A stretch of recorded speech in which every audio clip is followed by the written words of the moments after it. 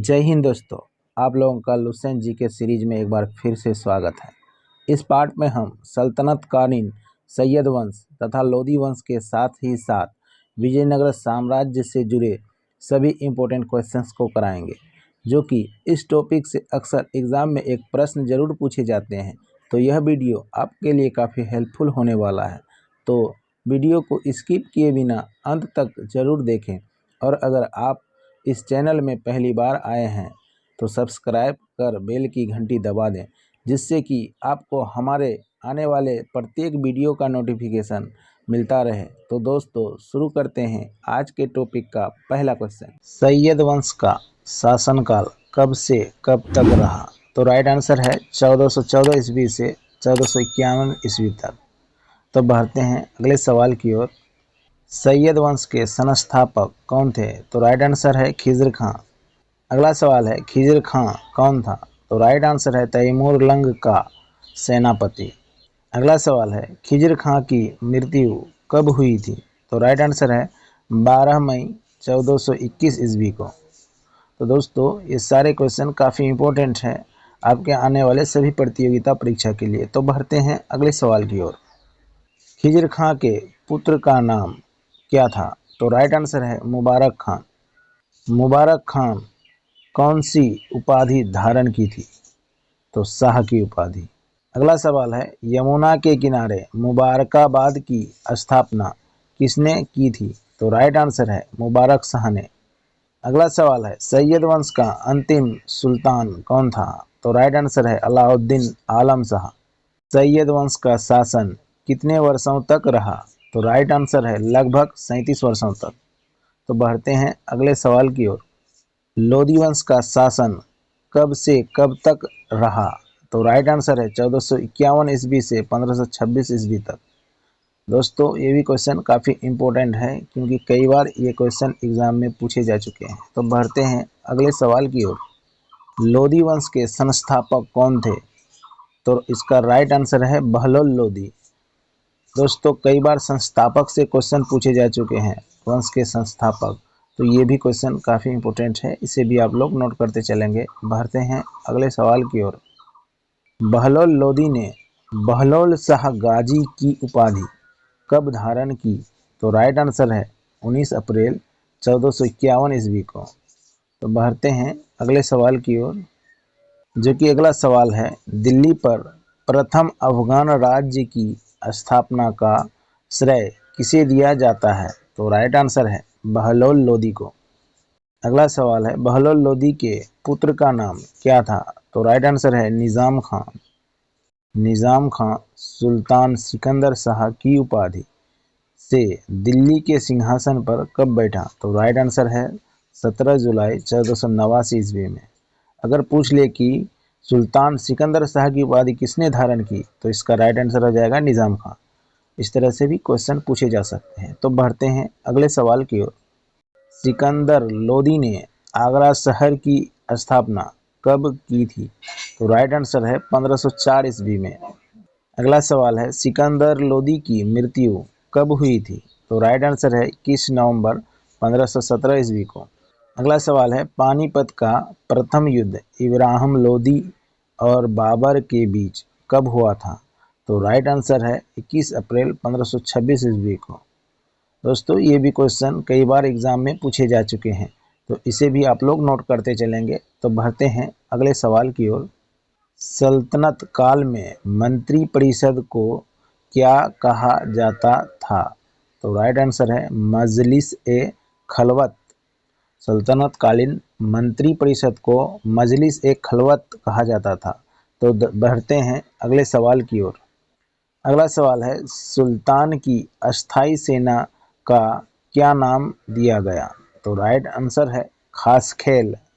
सल्तनत काल में केंद्र के नियंत्रण में रहने वाली भूमि क्या कहलाती थी? तो राइट आंसर है खालसा भूमि। दोस्तों ये भी क्वेश्चन काफ़ी इम्पोर्टेंट है, इसे भी आप लोग नोट करते चलेंगे। तो बढ़ते हैं अगले सवाल की ओर। विजयनगर साम्राज्य की स्थापना किसने और कब की थी? तो राइट आंसर है हरिहर एवं बुक्का नामक दो भाइयों ने 1336 ईस्वी में। अगला सवाल है विजयनगर का शाब्दिक अर्थ क्या होता है? तो राइट आंसर है जीत का शहर। अगला सवाल है हरिहर एवं बुक्का ने अपने पिता संगम के नाम पर कौन से वंश की स्थापना की? तो राइट आंसर है संगम वंश। दोस्तों ये भी क्वेश्चन काफ़ी वीवीआई है, इसे भी आप लोग नोट करते चलेंगे। बढ़ते हैं अगले सवाल की ओर। विजयनगर साम्राज्य की राजधानी कहाँ थी? तो राइट आंसर है हम्पी।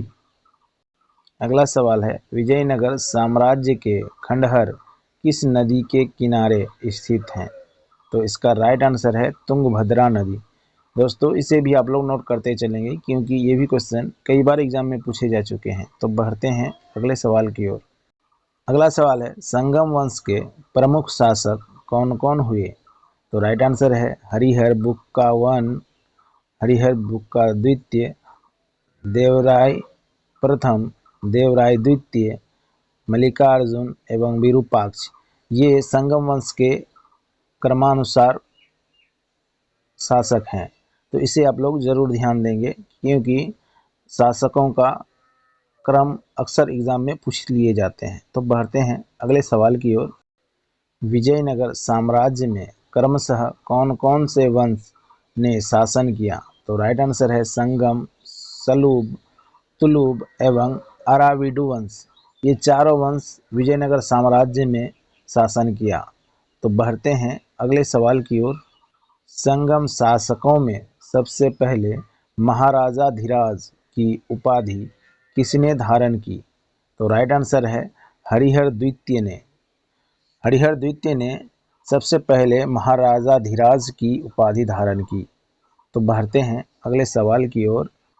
इटली का यात्री निकोलो कांटी विजयनगर की यात्रा पर किसके शासनकाल में आया था? तो राइट आंसर है देवराय प्रथम के शासनकाल में।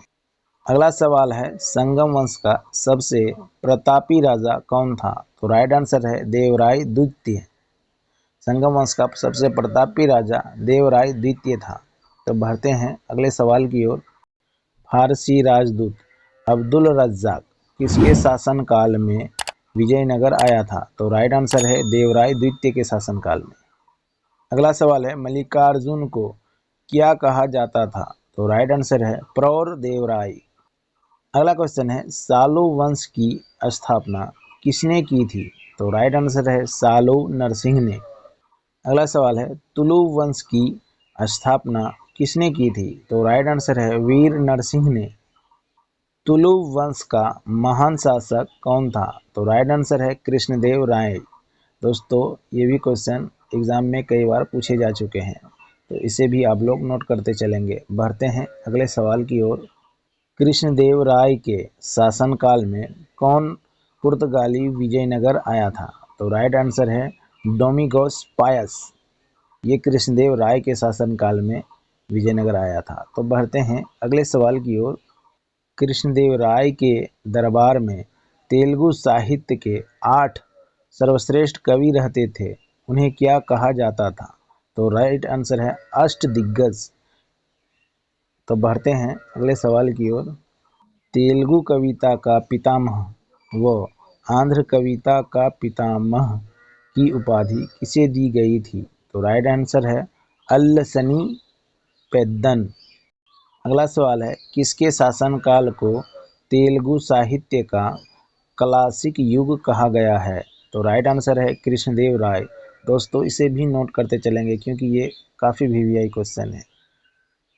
अगला सवाल है विजयनगर साम्राज्य में कौन सी लिपि का प्रयोग होता था? तो राइट आंसर है नंदीनागरी लिपि। अगला सवाल है विठल स्वामी मंदिर का निर्माण किसने करवाया था? तो राइट आंसर है कृष्णदेव राय ने। इसे भी आप लोग नोट करते चलेंगे क्योंकि ये भी क्वेश्चन काफ़ी इंपॉर्टेंट है। अगला सवाल है कृष्णदेव राय की मृत्यु कब हुई थी? तो राइट आंसर है 1529 ईस्वी में। अगला सवाल है कृष्णदेव राय ने कौन कौन से प्रमुख उपाधि धारण किए थे? तो राइट आंसर है आंध्र भोज, अभिनव भोज एवं आंध्र पितामह। ये तीनों उपाधि कृष्णदेव राय ने धारण किए थे। अगला सवाल है तुलु वंश का अंतिम शासक कौन था? तो राइट आंसर है सदाशिव। अराविडु वंश की स्थापना किसने की थी? तो राइट आंसर है पीरूमल ने। अगला सवाल है, मैसूर राज्य की स्थापना किसने की थी? तो राइट आंसर है वोडेयार ने।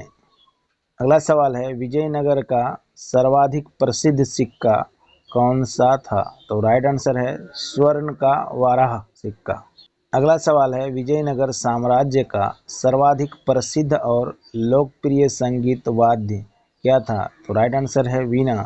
तो दोस्तों बढ़ते हैं आज के अंतिम सवाल की ओर। विजयनगर की चित्रकला किस कला के नाम से जानी जाती है? तो राइट आंसर है लिपाक्षी कला। दोस्तों ये क्वेश्चन काफ़ी इंपॉर्टेंट है, इसे तो आप लोग ज़रूर नोट करते चलेंगे। तो दोस्तों आपका अंत तक वीडियो में बने रहने के लिए बहुत बहुत धन्यवाद। और वीडियो अच्छी लगी हो तो लाइक, कमेंट तथा शेयर ज़रूर करें। जय हिंद, जय भारत।